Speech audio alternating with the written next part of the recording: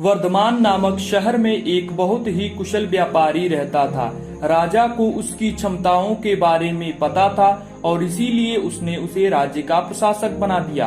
अपने कुशल तरीकों से उसने आम आदमी को भी खुश रखा और साथ ही दूसरी तरफ राजा को भी बहुत प्रभावित किया।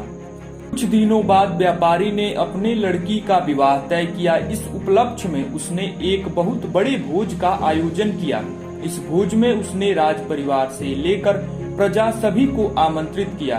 भोज के दौरान उसने सभी को बहुत सम्मान दिया और सभी मेहमानों को आभूषण व उपहार दिए। राजघराने का एक सेवक जो महल में झाड़ू लगाता था वह भी इस भोज में शामिल हुआ, मगर गलती से वह एक ऐसी कुर्सी पर बैठ गया जो राज परिवार के लिए नियत थी। यह देखकर व्यापारी आग बबूला हो गया और उसने सेवक की गर्दन पकड़कर उसे भोज से धक्के देकर बाहर निकलवा दिया। सेवक को बड़ी शर्मिंदगी महसूस हुई और उसने व्यापारी को सबक सिखाने की सोची। कुछ दिनों बाद एक बार सेवक राजा के कक्ष में झाड़ू लगा रहा था। उसने राजा को अर्धनिद्रा में देख बड़बड़ाना शुरू किया। इस व्यापारी की यह मजाल कि वह रानी के साथ दुर्व्यवहार करे।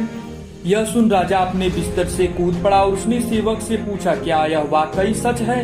क्या तुमने व्यापारी को दुर्व्यवहार करते देखा है?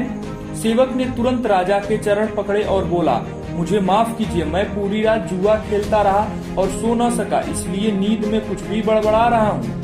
राजा ने कुछ बोला तो नहीं, पर शक का बीज बोया जा चुका था। उस दिन से राजा ने व्यापारी के महल में निरंकुश घूमने पर पाबंदी लगा दी और उसके अधिकार कम कर दिए। अगले दिन जब व्यापारी महल में आया तो उसे संतरियों ने रोक दिया। यह देखकर व्यापारी अत्यंत आश्चर्यचकित हुआ। तभी वहां खड़े सेवक ने मजे लेते हुए कहा, ये संतरियों, जानते नहीं ये कौन है? ये बहुत प्रभावशाली व्यक्ति है और तुम्हें बाहर फिकवा सकता है, जैसा इन्होंने मेरे साथ अपने भोज पर किया था। तनिक सावधान रहना।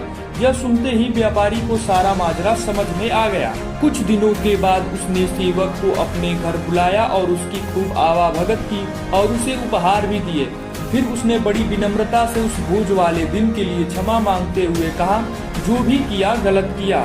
सेवक खुश हो चुका था। उसने कहा कि न केवल आपने मुझसे माफी मांगी, पर मेरी इतनी आवाभगत की आप चिंता न करें, मैं राजा से आपका खोया हुआ सम्मान वापस दिलाऊंगा।